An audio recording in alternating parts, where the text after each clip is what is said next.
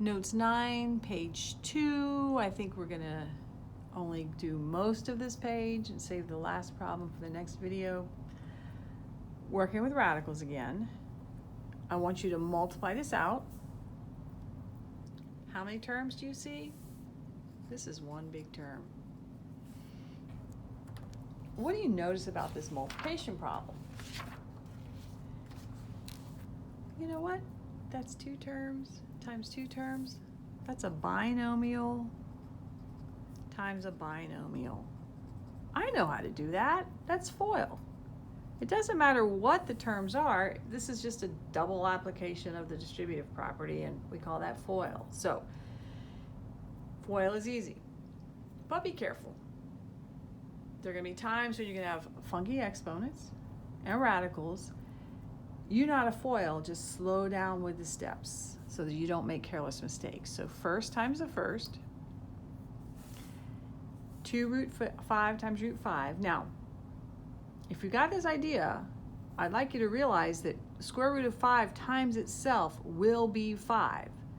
So you can say that's 2 times 5 right off the bat, but if you're not comfortable with that, you can write it down as 2 root 5 times 2 root 5. Outer, that's plus 2 root 5 times 2 root 10. Inner, now that's going to be minus because it's minus times positive, is root 10 times root 5. And by the way, if you can realize, oh, that's just going to be root 50, you can skip this step and just call that root 50. And then last, it will be minus 2 root 10 times root 10. So those are your 4 steps. And so we have 4 small terms to work at.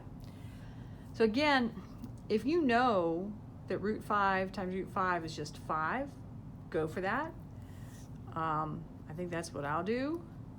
If you're not comfortable with that, remember that's root 5 times root 5 is the square root of 25, which is 5. Okay? Plus 4. Notice I'm multiplying the coefficients together, then I'm going to multiply the radicals together. 4 times the square root of 50 minus the square root of 50 minus 2 times, so square root of 10 times square root of 10, by definition, the square root of 10 is that number that when you multiply by itself gives you 10, so that will be 10. If you're not happy with that, that is the square root of 100, which is 10. Okay.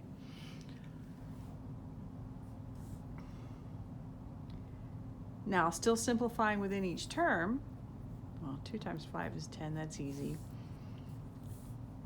I'm not keen on simplifying radicals. So what I'm going to do first, because you do have some options here, these are like radicals, and be careful. It's not 4 root 50, take away the root 50, leaves you 4. It's 4 root 50 minus 1 root 50 gives you 3 root 50. And since I've combined these like radicals or like terms, I'm only going to have to simplify this one radical here. And then we have the minus 20. Okay, we're getting close. I'm going to go ahead and go 10 minus 20 is negative 10. And I'm going to think about that root 50. 50 is not a perfect square, but there is a perfect square that divides into it. That would be 25. So 50 is the same as 25 times 2.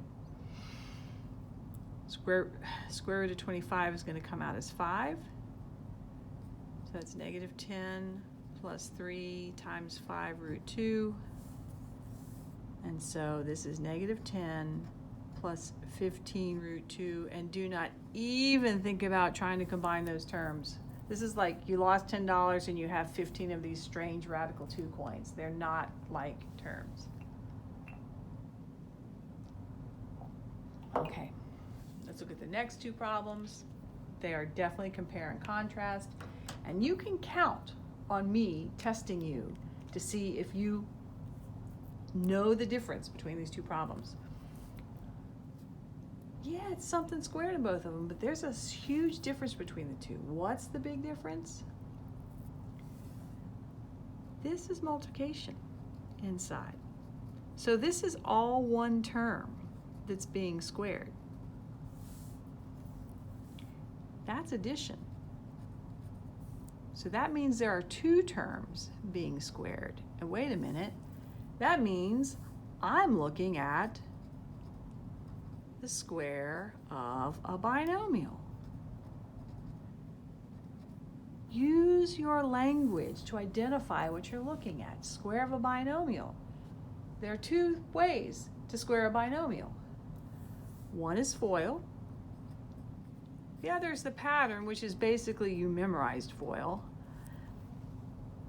But once you say, oh, that's the square of a binomial, and you recognize I got a FOIL or pattern, you have a correct pathway to getting the answer. So let's go ahead and start with this one, since I've talked about it.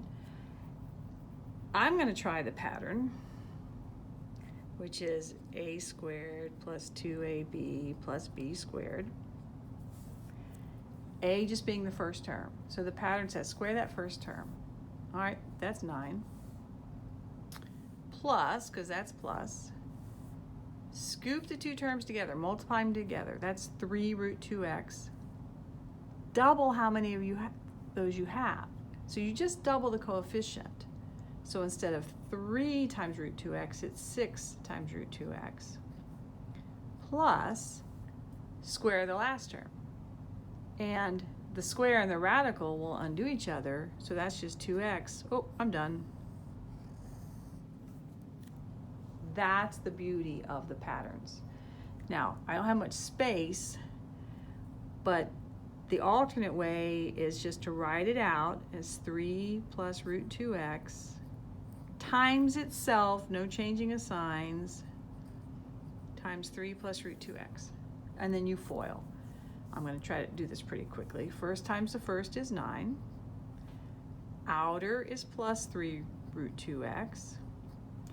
Enters another 3 root 2x. That's why we doubled the 3 root 2x. And then root 2x times itself is just 2x. And 3 root 2x plus 3 root 2x gives you the 6 root 2x. There it is. Okay? The patterns are definitely worth learning, especially when we get to factoring with them. Okay. Now, the easier problem, don't make too much of it, but be careful.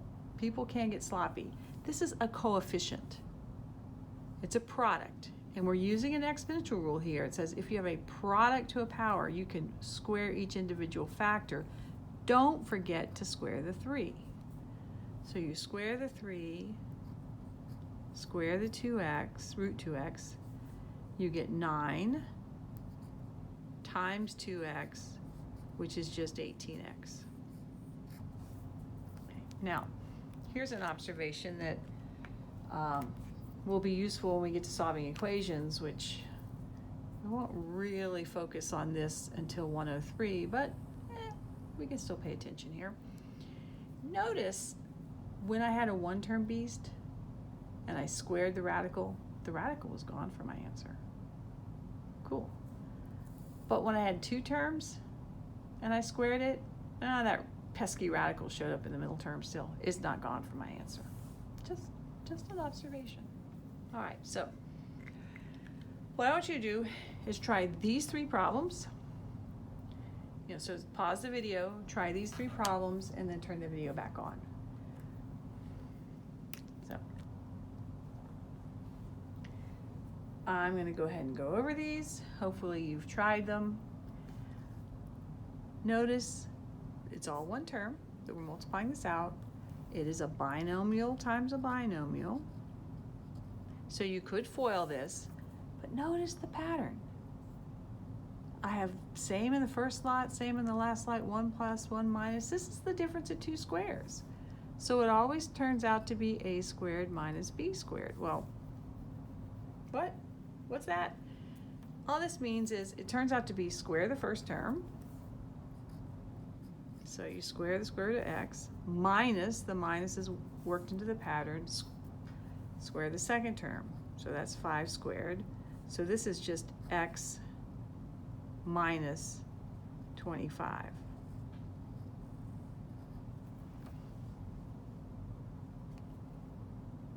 Now, you could have FOILed it.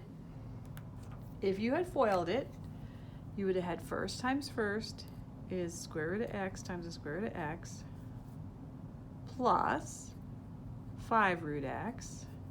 Then inner is minus 5 root x. Then minus, see that's where the minus is coming from, negative 5 times 5 is 25. The middle terms drop out. The square root of x times itself is x. There it is, x minus 25. See how the patterns are just shortcuts to FOIL. Another little observation here. If I asked you to factor x minus 25, you'd say, oh, I can't do that. There's not even an exponent there. Check this out. If you want to allow radicals in your factors, you could factor it this way. You could go backwards and factor it that way. It's kind of a weird thing to do, but you could. Just noticing. All right, for problem B, hopefully you said to yourself, if you would speak to yourself, you will really help yourself out. This is the square of a binomial. I'm going to use FOIL or pattern. So I'm going to practice with the pattern. Now this is minus, so the pattern is going to be very similar to this pattern up here, but the middle term will be negative. So the pattern says take your first term and square it. Well, if I square that radical, that's just x. Minus, take your two terms together and multiply them. And this visual can help, scooping them together, multiply them together, that's 5x. I've already accounted for the sign. Double how many of that radical you have, so that's minus 10 root x. Be careful. The last term is positive because it really comes from a negative 5 times a negative 5. So it's plus square the 5, which is 25. Okay. And if you wanted to FOIL it, I'm not going to do it, but if you wanted to FOIL it, and I can certainly understand that. If you're just learning the patterns, they're harder to use when there's a radical, but you would just write square root of x minus 5 times itself, so that's another square root of x minus 5. You will get that answer. Okay. And then one last problem for this video. I saved the easiest one for last. I just wanted you to make sure you saw visually the difference. This is not a FOIL problem.